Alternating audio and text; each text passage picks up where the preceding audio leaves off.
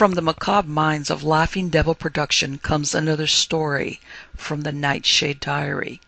You know what that means. Check under the bed and make sure no one or nothing is there. Is the closet door securely shut?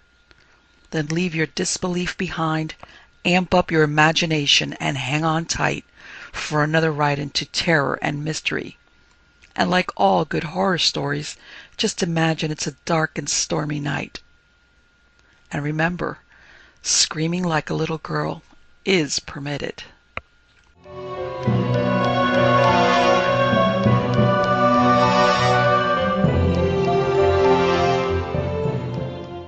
Birthmark by Seabury, Quinn. Last-minute shopping at Liberty's and the Galeries Lafayette had taken more time than I'd reckoned, and the 6-seated compartment to which I'd been assigned on the Treves Rapide was nearly filled when I finished checking through the Provost Marshal's booth at the Gare d'Est and scuttled down the inner platform. 3 of the 4 early arrivals I recognized. Amberson, who was a former New York police lieutenant, had been assigned to the intelligence. Weinberg of the medical corps, like me, assigned to base hospital work in Treves, and Fontenoy ap Kern, an infantryman about to take up duties at the Provost Marshal's office at the old walled city. The 4th man was unknown to me, and for no reason I could think of. I disliked him with the sudden spontaneity of a chemical reaction. The double braid on his cuffs marked him as a captain, and where the raccoon collar of his short coat was thrown back, I saw crossed rifles on the neckband of his blouse. His uniform was well cut and expensive.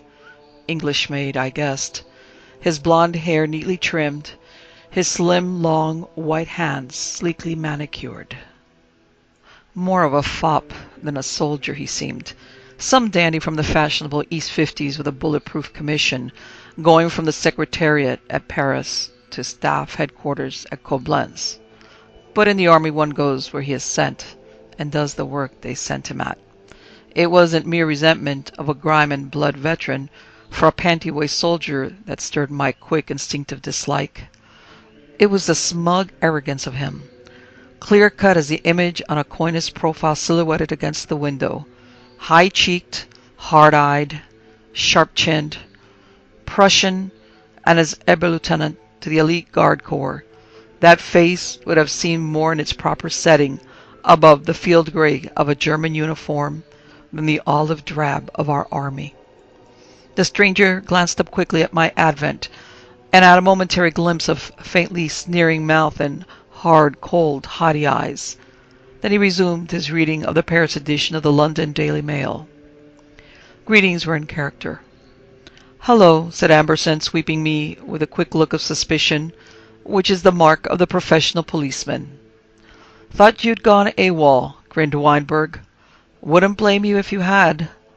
Lot of flu up Treves way. Lots of work for us poor suckers in the MC. "Hi, Lug," Apcorn saluted me. "Mopped 'em all up on the Paris sector and going up to croak a few in Germany?" The blond captain of infantry took no notice of me, nor any of us.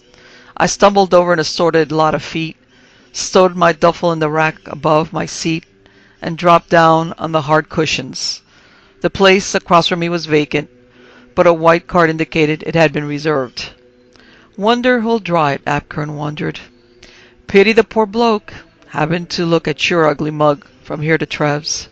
Gosh, when I came up to Catney and saw you staring at me, I thought I was still under the heather and haven't had a bad dream.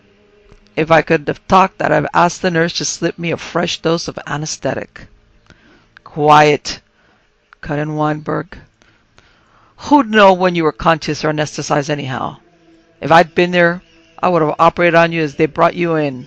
You—" His amiable insult stopped, half-uttered, and a sudden blankness wiped expression from his face as he looked past Apkern to the compartment door. Followed by a railway porter, a girl stood at the entrance, and I felt my own heart skip a beat as I looked at her. Mentally I commented, "There ain't no such animal." She was quite young, no more than 23 or 4, quite breathtaking in her loveliness. A red cross gleamed upon her overseas cap. Beneath her heavy dark coat, with its wide fur collar, showed a white stock and the well-cut, smoothly fitting whipcord uniform of the Red Cross Motor Corps. 3 service chevrons on her left cuff showed she was no post-armistice importation, and her utter lack of self-consciousness showed she was at home with soldiers. More like an effeminate boy than a young woman she seemed as she stepped lissomely between the rows of booted feet and dropped down in the seat across from me. I realized her eyes were golden, a light brown that was almost orange, harmonizing to perfection with her copper hair, her smooth pale cheeks, and slim red lips. When she took her cap off and shook her hair, I saw that it was close-cropped, almost like a man's, and riotous with curls. I cast a glance at Apkern, sitting 2 seats from her, and he must have read the malice in my eyes, for almost instantly he sounded off. "See this?" He tapped the dispatch case that rested on his knees. "A lot of valuable dope in here. List of suspected enemy agents and so forth. I'm taking it up to Trev's. Captain Apkern," the general says to me, "I've got some very confidential documents to go to Germany. They're so secret that I daren't trust them to an ordinary courier. Only a man of proved sagacity, indomitable courage, and more than the usual cleverness can be entrusted with these papers, Captain." "You're going up to Trev's, aren't you?" "Sure, General," I tells him. "I'm fed up with all this coffee calling in Paris. Want to get where there's a chance for action. So I'm joining the MPs at Trev's. I'll be happy to accommodate you by taking those papers, and you need fear nothing. They'll be safe with me as if—" "You published them in the New York Times," completed Amberson sarcastically. I glanced across the narrow aisle at the girl. She was joining in the laugh that followed Amberson's deflation of Apkern. Her lips were opening like a flower, and a smile glowed in her orange eyes. "Lovely," I whispered to myself. "Perfect," as I eyed the long, sweet line from her waist to knee, from knee to ankle, the small, gentle bosom, and the long, slim hands and feet. She's just perfect. The guard had blown his absurd tin trumpet, and we slid out of the station, past the platform bright with French officers in fur coats or long capes of horizon blue, like birds of brilliant plumage among the sombre OD of our own and British uniforms, through the blinking lights that marked the station yard and out into the fog-blurred night. The train had a wagon restaurant. Presently the girl went forward, followed in a moment by Apkern, Weisberg, and Amberson. I'd lunched late at the Café de la Paix and had no wish for food, so settled back in my seat with a copy of The Bystander. Our coach was German, taken over by the Allies, and a signed phrase with Teutonic arrogance stared at me from the farther wall of the compartment with the information that such indiscretions as smoking or falling from the window were stringently verboten, under penalty of heavy fine. I grinned at it. I was an American soldier on my way to conquered territory. Presently their officers would be saluting me as I walked down the street, their civilians crowding to the curb to give me sidewalk room. Their signs meant nothing to me, and I broke out a packet of Fatimas. "Smoke?" I proffered the pack to my silent companion. "No," he returned shortly, never glancing up from his paper, and with renewed irritation I realized that he had not added "thank you" to his refusal. In a little while the diners came back from their meal, on the best possible terms with each other, and I was duly presented to Miss Fedocia Watrous of Philadelphia. Moved by common courtesy, I bent to catch the aloof man's eye, tending to introduce him.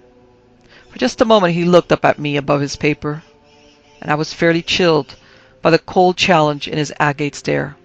The hell with him. All of us except Amberson, who was a major, or his equals in rank. Where did he get off treating us like a lot of railway porters? Let him read his London Daily Mail and be damned to him. Stories of the front and service of communication lines, of base hospitals, Paris, Brest, and Saint-Nazaire, sped the time till we passed Epernay, and the air grew cold with the hard bitterness where the fog congealed to sleety rain that spattered like thrown sand against the windows and gushed down the glass like the backwash of a sullen tide. The window casing somehow rattled loose from its side in a current of chilled air, with now and then a spit of sheet came straight against me.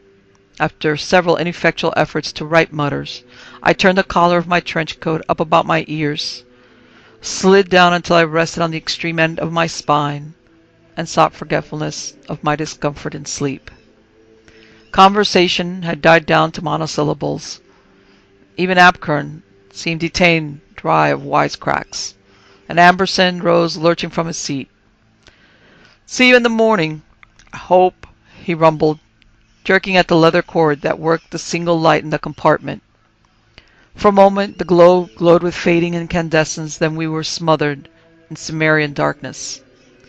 Was it a trick of tired nerves, the retention of the light image upon my retina in the dark? I wondered somehow. It seemed to me that as night flattened on, the window and the blackness closed about us, the orange eyes of the girl sitting opposite me glowed with a sort of smoky, sulphurous luminance like those of a cat. In the gloom, the impression lasted but a moment. Either she had lowered her lids, or my eyes had grown accustomed to the lack of light, and I was staring sightlessly into a shadow as impenetrable as a velvet curtain. Memory was scratching at my brain, softly but insistently, as a cat demanding admission to a room. Miss Walters's face was poignantly familiar to me, and, dimly, I connected it with something vaguely unpleasant. I tried to fit the pieces of the mental picture puzzle together, assembling keywords, fumbling with my thoughts, the riddle of her strange familiarity, that persistent thought, "I've seen her somewhere," was within reach of my brain if only I could get the facts in proper perspective. I was sure. Her name, Fedocia Watrous. Did its syllables strike some note of memory? No. Try again. That face, that sweet, pale, oval face, almost too perfect in its symmetry, the long red lips of that red, sensitive mouth, those glowing orange eyes, and hair as russet as the leaves of a copper beech in autumn. She came from Philadelphia. I had it. The triumph of remembering brought me up right in my seat. I almost snapped my fingers in delight. Not faintly, but clear-cut as a motion picture flashed upon a screen, I saw that scene in Fairmount Park. I was in my final year of internship, and as always short of money, had gone to the zoo for the afternoon. Beside the monkey cage, a boy and girl stood idly. Through closed lids, I could see them perfectly with my mind's eye. The lad in baggy trousers, rolled high above his ankles to display bright socks, a V-neck sweater with the F that showed he was an athlete at Friends School. The girl in Peter Thompson's suit, hatless, her small proud head aflame with copper hair, as sweetly poised as a chrysanthemum upon the stalk.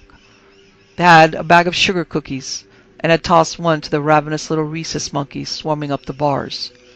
One of the greedy little simians fastened at a cake fragment with its hands, and then, not content, seized another with its hand-like foot, leaped to an overhanging perch, and proceeded to feed itself, nibbling first from the bit clutched in its hand, then from the fragment grasped in its prehensile foot. "Look there!" the lad exclaimed as he nudged his companion. "Look at that glutton feeding his face with his hands and feet. Bet you couldn't do that." The innocent remark was devastating in effect. The girl seemed suddenly to lose all strength, and wilted brokenly against the railing set before the cages. Her face was twisted in mute agony. Her brow was glistening with sweat. Her cheeks had gone pale with a pallor that passed white and seemed gray, verging on green. And from the tortured mask of stricken features her eyes seemed to beg for pity. I ran to offer her my help, but she smiled away my kindly meant assistance. A little faint, she murmured in a voice that shook as if it took her last remaining ounce of strength to speak, "I'll be all right." Then, with the frightened boy assisting me, we got her to the red-wheeled dog-cart waiting by the fountain, and he had driven her away. That had been in 1910, 9 years ago. I had been a barely noticed bystander, a member of the audience of her brief drama.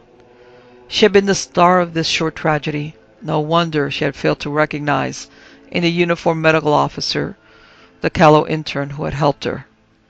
Was there, I asked myself, as I leaned back against the hard, uncomfortable cushions of the German railway coach, some connection between the lad's reference to her inability to feed herself with her foot and her collapse?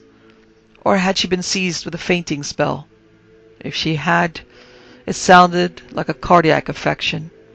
Yet the girl who slept so peacefully across from me was certainly in the prime of health.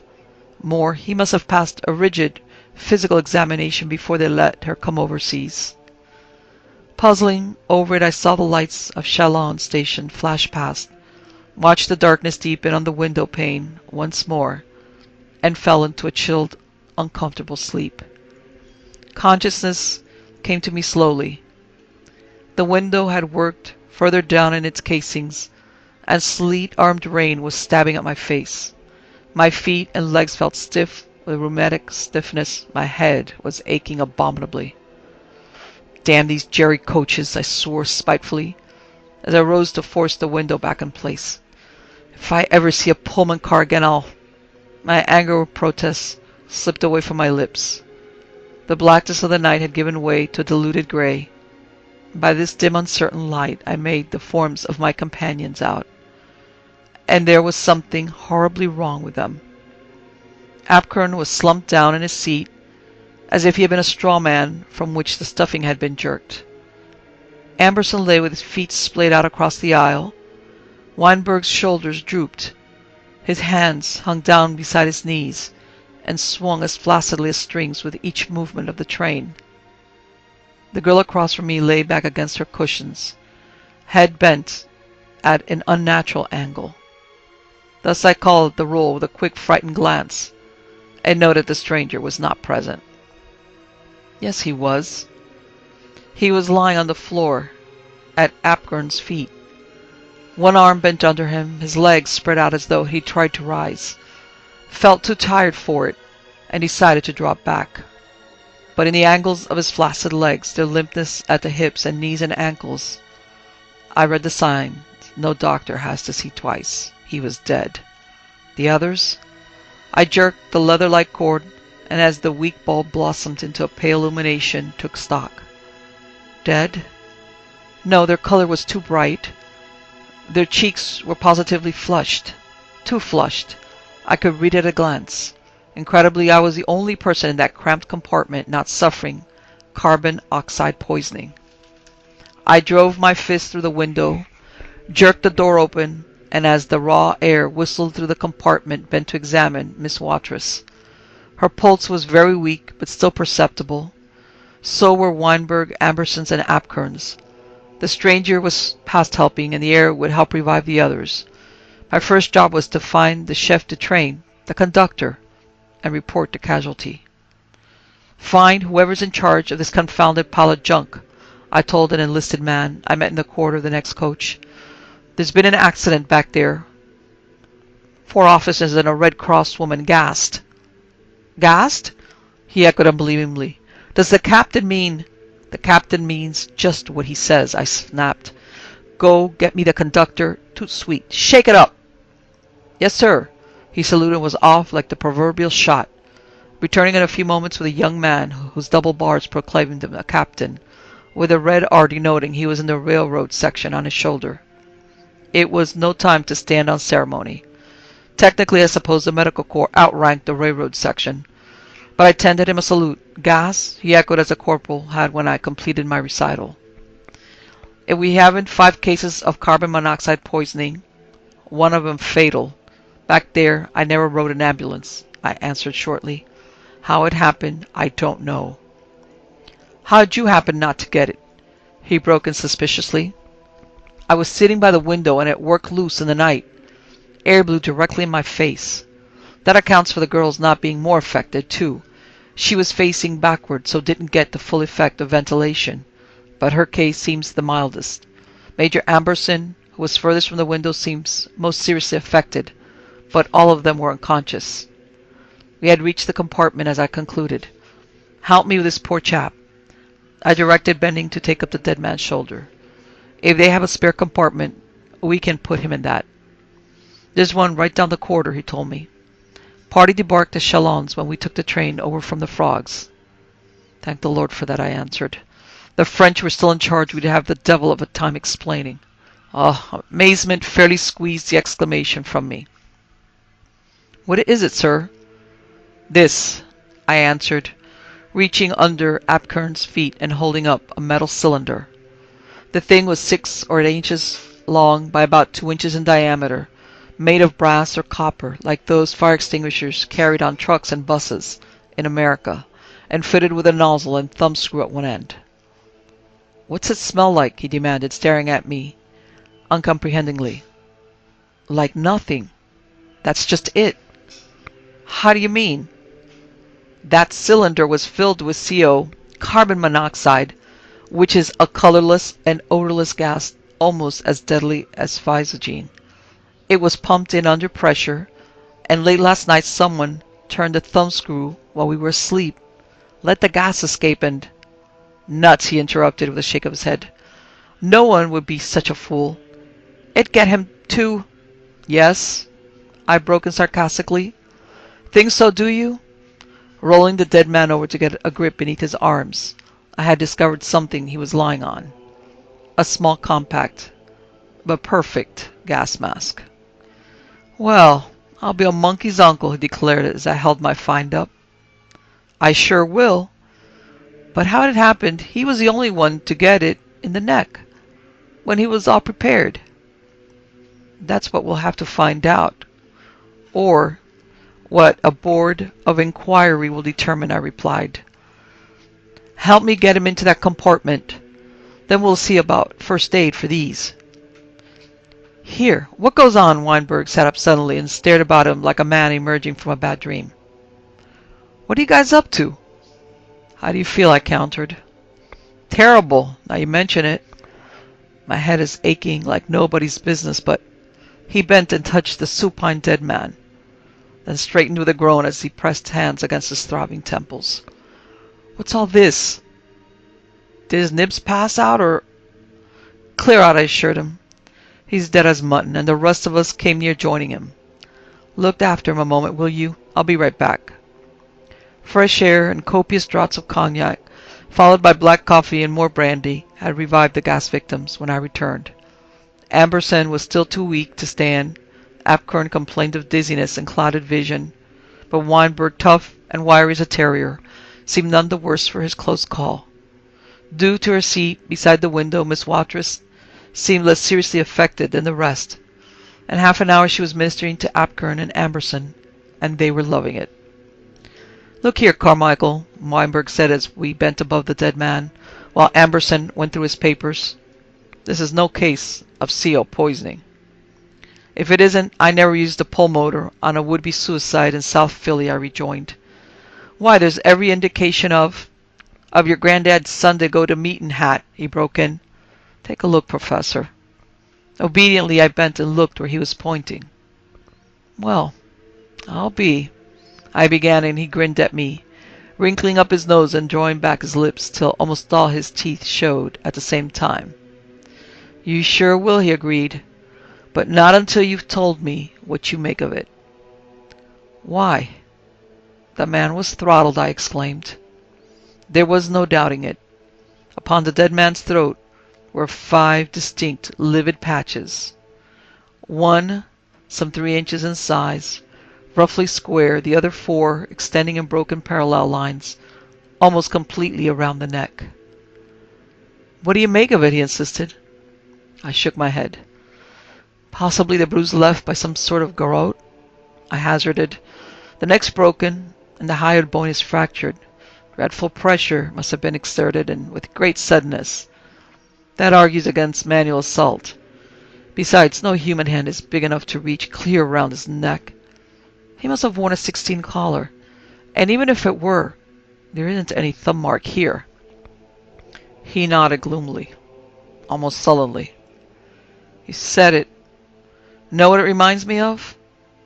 I'll bite. Something I saw when I was hopping ambulances at Bellevue. Circus was playing the garden, and a roustabout got in a tangle with one of the big apes. It throttled him. So, I raised my brows. Where's the connection? Right here. These livid patches on this feller and the ones on that poor cuss we took down to the morgue are just alike. Charlie Norris had us all down to the mortuary when he performed the autopsy of that circus man and showed us the characteristic marks of an ape's hand contrasted with a man's. He was particular to point out how a man grasped something using his thumb as a fulcrum, while the great apes, with the exception of the chimpanzee, makes no use of the thumb, but uses the fingers only in their grasp. Look here. He pointed to the large square livid mark. This would be the bruise left by the heel of the hand, and these, he indicated the long circling lines about the dead man's neck, would be the finger marks. That's just the way the bruises showed on that man at the Bellevue morgue. Snap out of it. I almost shook him in my irritation. Here's one time when observed phenomena don't amount to proof. It seemed fantastic enough to find a cylinder of concentrated carbon monoxide in the car, with you chaps and Miss Watrous almost dead of CO poisoning. But to lug in a gorilla or orangutan to throttle our would-be murderer before he had a chance to slip his gas mask on?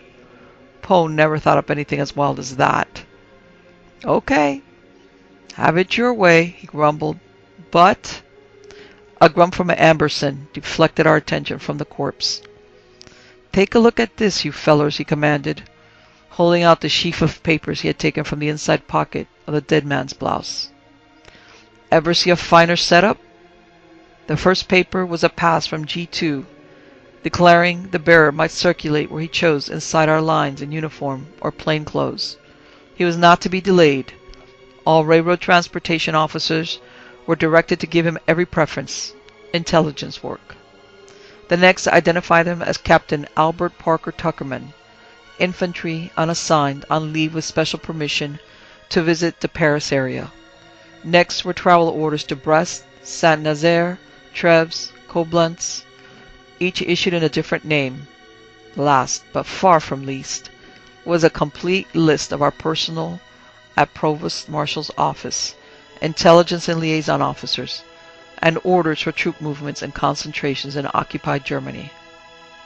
Weinberg pursed his lips and gave a soundless whistle.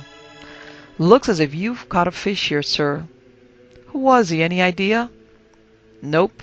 Amberson shook his head. But I'll bet G2 will be glad to see his photograph. There's a Jerry undercover man been raising merry hell with our arrangements. Shouldn't wonder if he's here. He jerked a thumb towards the still form stretched in the railway seat. Just for once, I'm grateful to that big-mouthed Apkern. When he began to sound off about carrying confidential papers, we all knew it was for Miss Watrous' benefit. But this bird fell for it. He must have travelled with that can of carbon monoxide and gas mask, all ready for such emergencies. Maybe that'll account for some of the mysterious disappearances of papers from our offices. Anyway, it's fairly obvious that when we fell asleep, he opened up his little bag of tricks and was about to swipe Apcorn's dispatches when he got a whiff of his own poison and passed out. But he didn't die that way, Weinberg began. Take it easy, buddy, I admonished as I administered a none too gentle nudge with my field boot. Let the Board of Inquiry decide how he died. Don't go broadcasting that gorilla stuff. Want to be slapped in the booby hatch before you have a chance to sop a drink up at Treves? Weinberg lit a cigarette and took a thoughtful puff. I don't know how that big lug died, he finally admitted. Maybe he woke up and Apcorn talked him to death. But there's something damn funny about it just the same. How? Amberson demanded.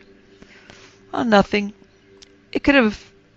Maybe it doesn't have any bearing on the case. Everything has bearing on a case like this, the Major answered with the cocksuredness of the professional policeman. What was it?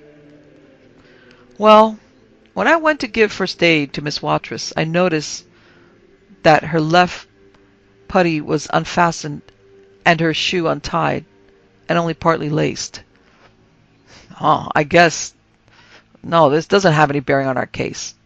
I know just how she must have felt, agreed Ampersand. When I first came into service, I almost died with my puttees. Even now I sleep better sitting up when I can loosen them and unknot my shoes.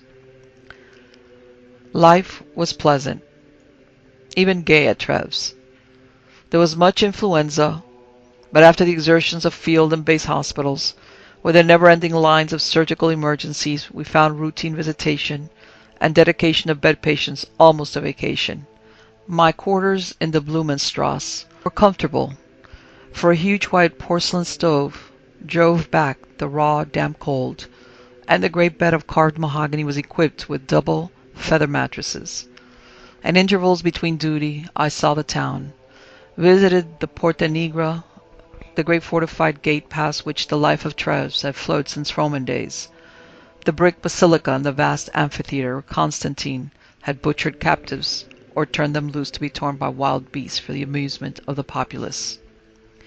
In the evening there was always plenty of amusement, dances, dinners, or the opera, where fat German tenors serenaded equally fat German sopranos with a zest that defied years and embonpoint.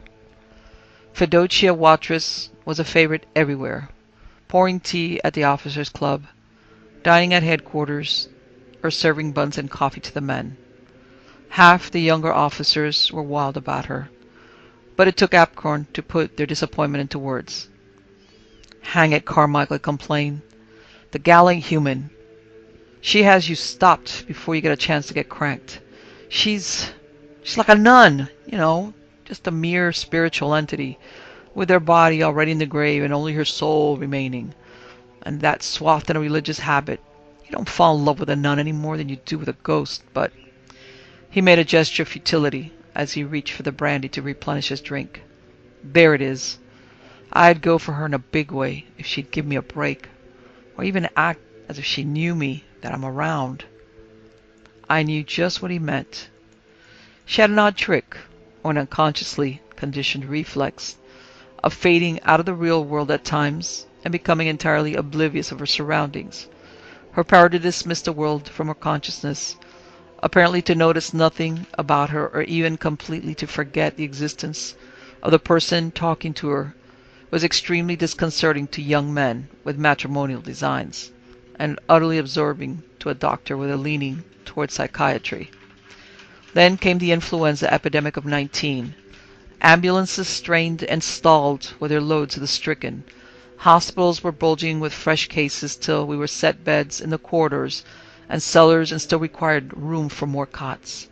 The only reason that we worked no longer was that no day could be stretched to yield a 25th hour. Our patients died like flies.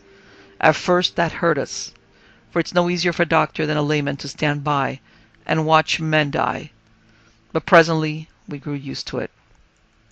I had a patient in 19B, an infantry lieutenant named Ten Eyck, and from the first I knew his case was hopeless. He fought for life with a tenacity that almost startled me. "I have to get well, doctor. Civilian titles were the rule among civilian soldiers," he told me. "There's a girl back home I've got to see." "Of course you will, son," I soothed him. "You're getting stronger all the time. Like me to write a letter for you to her?" I hadn't time to act as a secretary to a dying man, but somehow I determined to snatch it. "I'd be obliged if you would, sir. I've loved her since I was that high." He tried to raise one hand to indicate a Lilliputian stature, found he lacked the strength for it, and lay back, panting on his pillow. "Her father was a Presbyterian minister, and her mother died when she was born." "Take it easy, Lieutenant," I counseled. "Just tell me what you'd like to say to her. Don't waste strength on biographies." "But you ought to know this, sir. It explains why I love her so. You see, way back in 1894, her folks went out to Africa as missionaries, and she was born there. Their station was in western equatorial Africa, the gorilla country. One day, while her mother was walking in the garden, a great big buck gorilla came charging from the jungle. Hunters had killed his mate, and he was wild with grief and rage. He snatched her up and made off to the forest, but he didn't hurt her. They found her next day in the hammock he'd made for his dead mate, quite mad from fright, but physically unharmed. Her baby was born the next week, and she died in childbed. As far as I could see, there wasn't any connection between the tragedy of missionary's wife and this young man's love for his daughter, but he seemed to think there was. He quit the mission field and came back to Philadelphia, he continued in a whisper. They lived next door to us, and Mother sort of raised her. She was in our house as much as in her own, I guess, and we grew up together. Funny thing about her, though, she'd never go in wading with me. When we'd be out in the country, she'd go walking in the woods or fields, but never took her shoes and stockings off. Seemed to be sort of touchy about her feet, though they were small and pretty, and... Better tell me what you'd like to say, son, I advised. It didn't need a doctor's training to see that his sands were running low. If you tell me. Last thing she said when I went off to camp was, I'll be waiting, Tommy, he continued in a husky whisper. Can't her, when she's down with what she said, can't I? Can't let her down, Doc. Got to get well and go back to her. You see that, don't you? Of course, I nodded. Sure, son, I see perfectly. Now, if you'll just give me her name and address. The signs were bad. When I'd come in, he had been running a high temperature. Now there was a wreath of sweat drops on his brow. Beneath the hairline, his lips were almost lead-colored. I had to bend to catch his answer. Even then, it hardly reached me, for his voice was faint and thick, as his throat were packed with cotton. Fedocia Watras, 16, Spring. The pitifully forced words stopped. Not abruptly, but with a slow sinking faintness, like a voice heard on the radio when the current is shut off, with a slow turn. Fedocia Watras, I repeat. Why, she's right here in Trev's. I'll get her for you in an hour. Nurse! There was no time for conversation now, and I pressed the buzzer frantically. Nurse! Where the devil was that damn girl, flirting with those convalescent aviators down the hall? Strychnine and a hypo, hurry, I commanded. The girl came stumbling in her haste. If you'd pay more attention to your duties. It wasn't fair. She'd been on duty since the night before, and there were heavy violet circles underneath her eyes. But raw nerves make raw words, and heaven knew our nerves were all rasped. Never mind, I added, as she turned reproachful eyes on me. Never mind the hypo, nurse. Call the head orderly and tell him to bring the wheel cot and change the linen on this bed. We've got another vacancy. Oh, her sob was hard and ugly, like a smothered cry. Another? Another, I repeated, as I drew the sheet across the dead boy's face.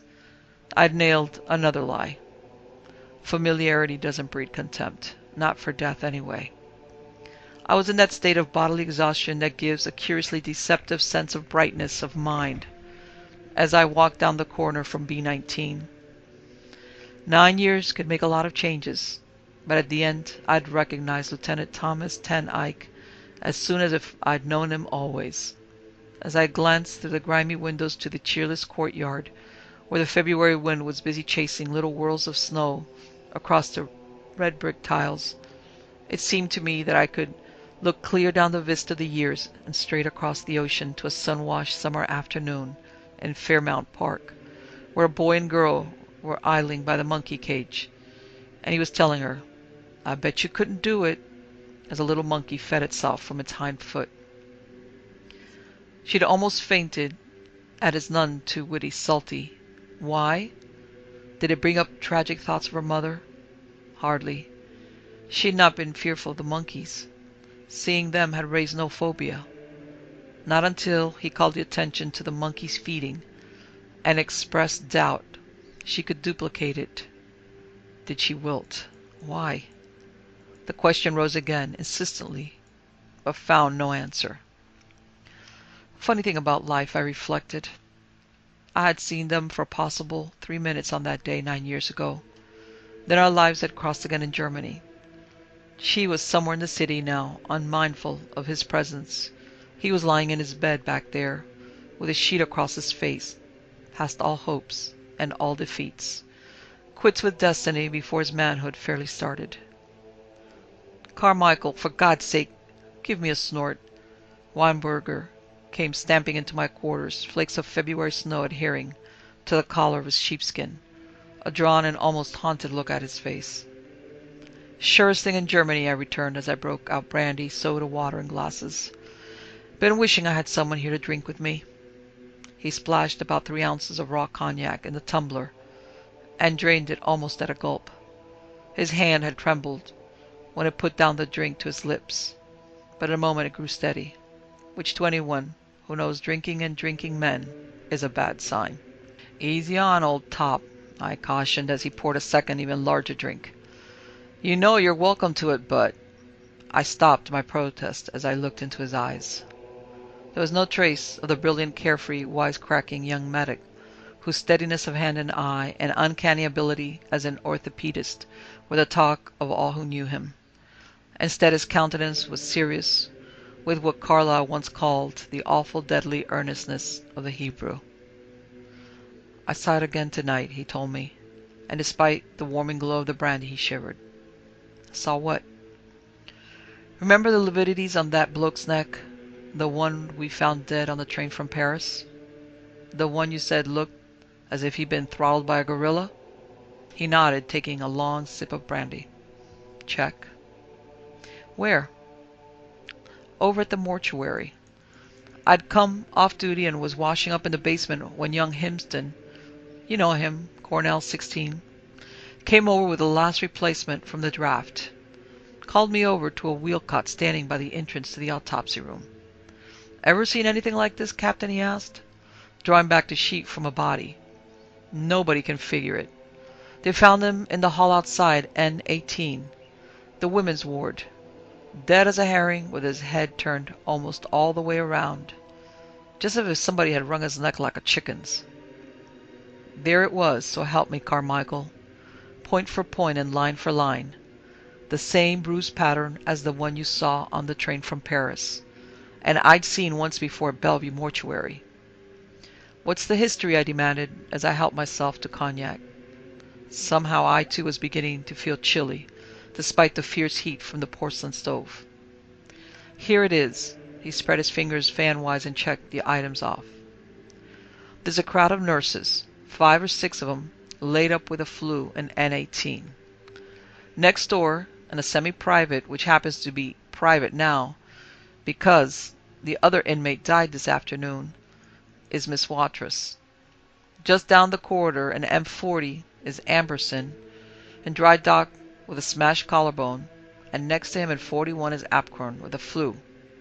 Notice anything?'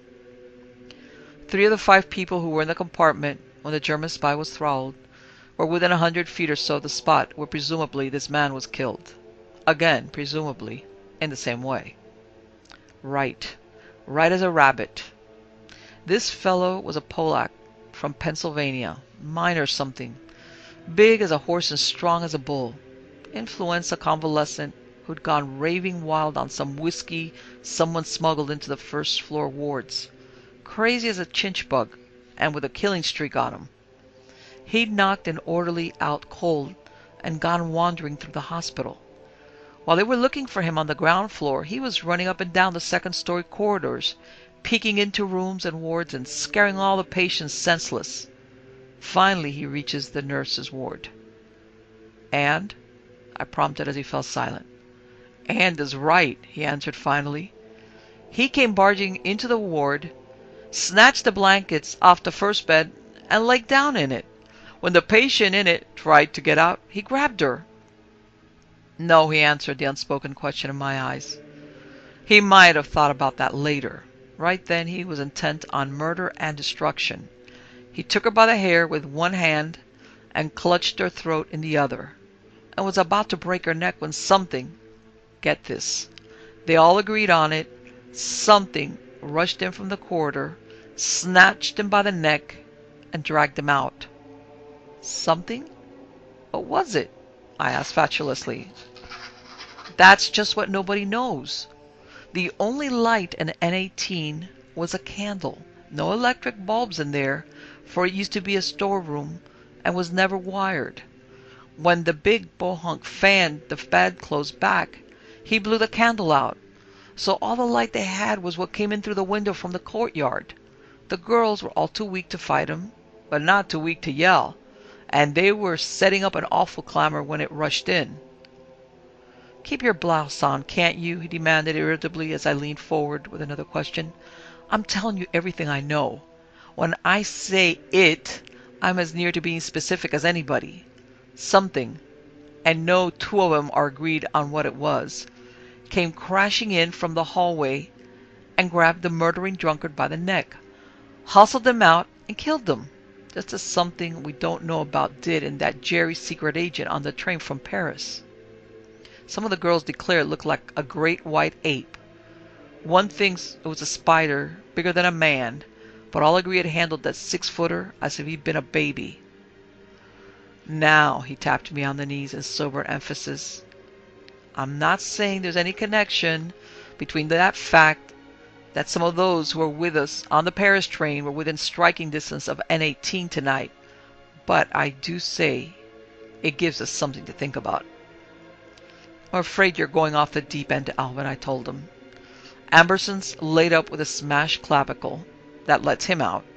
A man in that condition can't wash his own face, let alone go tearing men to pieces. Apcorn's a fairly husky lad, but not quite up to wringing Pennsylvania miners' necks. As for Miss Watrous, poor kid, she's got a bad break coming when I tell her about him." "About him? Who?" "Young Tom Teneyke. I didn't realize they'd brought her into hospital that day. She must have been checked in before he died." Who in the name of Caesar's nightshirt was this Tom Teneyke? I told them how the lad had died, then how I'd seen him in Fedocia years before in Fairmount Park. "Funny, isn't it?" I ended. "Not very," he replied somberly. "Maybe medicine has been too cocksure about what can and what can't happen in all these years." "How do you mean?" He shrugged into his sheep-lined mackinaw and held his hand out. "Thanks for the drink, Pat. If I should tell you what I'm thinking, you'd say I'm as crazy a coot. Maybe I am at that. Good night." For some inexplicable reason, a wave of intestinal disorder swept across our section of the Army of Occupation, and the incidence of appendicitis mounted steadily. I had performed 3 appendectomies that evening. 2 cases had reached periappenditic stages, and I was thoroughly depressed, dispirited, and exhausted by the time the cold and dismal twilight darkened into colder night. The courtyard was filled with sad, muddy puddles, relics of the melting snow. A fine mist, half sleet, blew against my cheeks. Everywhere was humid cold as I walked back and forth, and drew great gulps of frosty air into my lungs. It seemed to me I'd never get the taint of ether out of my nostrils and throat.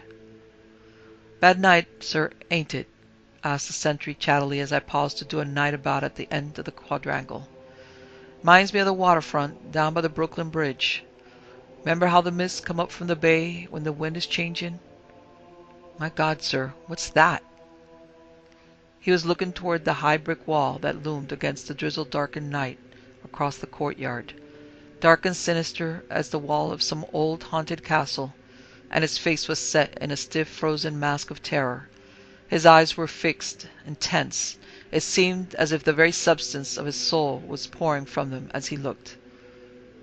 "Mater Purissima, renugulum peccatorum," I heard him mumble between his chattering teeth, searching the memory for the half-forgotten prayer learned at parochial school.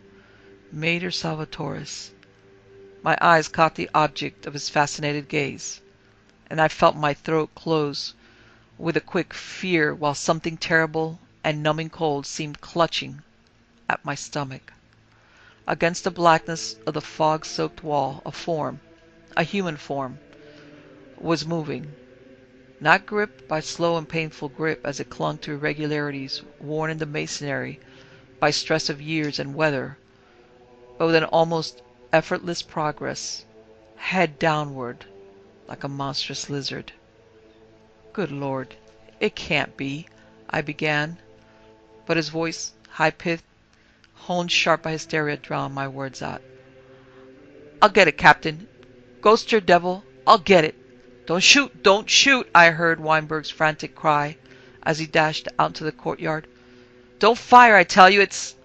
The clatter of the sentry's automatic cut across and blotted out his frenzied warning. The pistol was a captured German job. A 10-shot Luger issued to our medical department men as sidearms for patrol work. It operated like a miniature machine gun, and with the trigger held back spewed its whole load in a stream of shots. Whether he was naturally a marksman or whether fear lent accuracy to his hand, or if it were an accident, I don't know. I do know that his shots all seemed to take effect.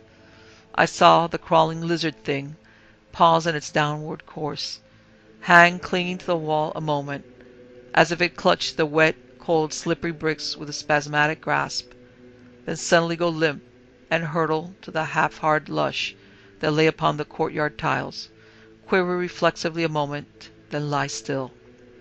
You fool, you damn fat-headed, superstitious fool, Weinberg fairly shrieked at the sentry. I'll have you up before General Court for this. Oh, hell, what's the use? He was crying as he raced across the quadrangle with me at his heels. The tears were streaming down his cheeks, mingling with the drizzling rain that blew into his face. Help me with her, Pat, he begged as he fell to his knees beside the still body. Help me carry her inside. Maybe it's not too late. I bent to help him, then, despite myself, drew back. Clothed in outing flannel pajamas, drenched with blood that spurted from at least 10 wounds, and obviously dead, Fedocia Watrous lay, a huddled, mangled, bullet-riddled corpse, before us on the rain-diluted snow. The liquor that the pharmacist broke out at Weinberg's order was far from palatable, but it was whiskey USP, which meant it was 100 proof, 50% grain alcohol, and that was what we needed right then. I was afraid of this, he told me as he gulped the second potion down. She'd been delirious all day, and I'd asked that they have a nurse with her every minute. I suppose the girl had left to get her tray or something, though, and that was when it happened.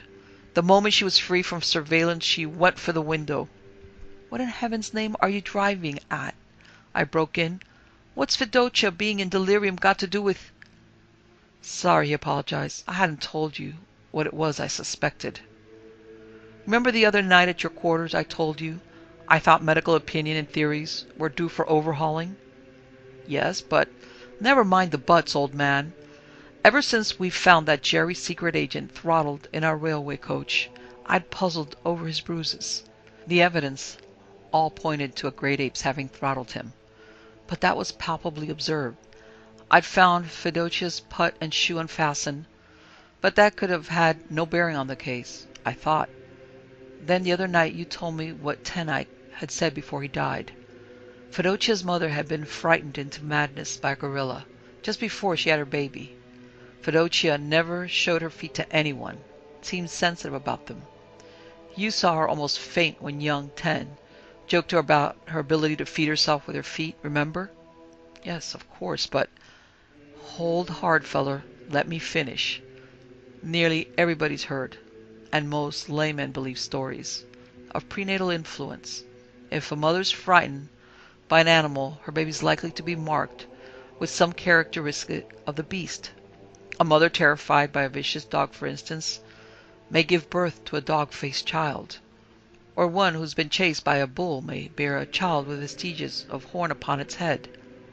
What are you building up to? I demanded. Those old wives' tales of prenatal influence have been discredited a century and more. Davenport in his Heredity in relation to eugenics states clearly that. Sure, he broke in sarcastically, and you can find plenty of people who believe that Bacon wrote Shakespeare, and just as many others who tell you that Bacon laid an egg. But let me tell you something, Pat Carmichael. Fedocia Watrous killed that German spy and saved us all from asphyxiation. She must have wakened when he got his gas kit out and saw that what he was up to. Remember you told me how her eyes seemed to glow in the dark? She was probably better able to see in dim lights than we are, just as animals can. So she whipped her shoe and putty off and killed them with a single snap of her foot. But the gas got her before she'd quite finished redressing, so... Al, you're drunk or crazy. Maybe both, I interrupted. How in blazes could she have throttled him with her foot? I suppose you'd tell me next she killed the crazy miner and saved those nurses. Of course she did. He broke in almost savagely. Come here. Seizing me by the cuff, he led me up the stairs and down the almost lightless corridor to the room where they had laid her. She was so peaceful, so lovely, lying in her white cot with the blankets drawn up cozily about her throat, that though I'd seen her die, I had to look a second time to make sure that I'd not see the flutter of her bosom underneath the coverlet. The rain had stopped some time before, and now an early morning beam of sunshine slanted through the window. But for Theodosia, as for the boy who loved her since her childhood, the night had come. Look here, Pat, commanded Weinberg. Look and tell me if those old wives' tales have been completely discredited. He drew the covers almost reverently from the foot of the bed. Her lovely legs were shaped as graciously as any ever sculpted by the master craftsman of old Greece. Her ankles were sharply turned and clean-cut as a thoroughbred racehorse's. But her feet... Good heavens, I ejaculated as I looked. They were like hands, like powerfully sinewed hands, with scarcely any palms, but with fingers of abnormal length and thickness. The thumbs, or great toes, were mere vestigial stumps, and over all was thick, lead-colored hide, coarse and tough and callous as the skin that covers a gorilla's foot.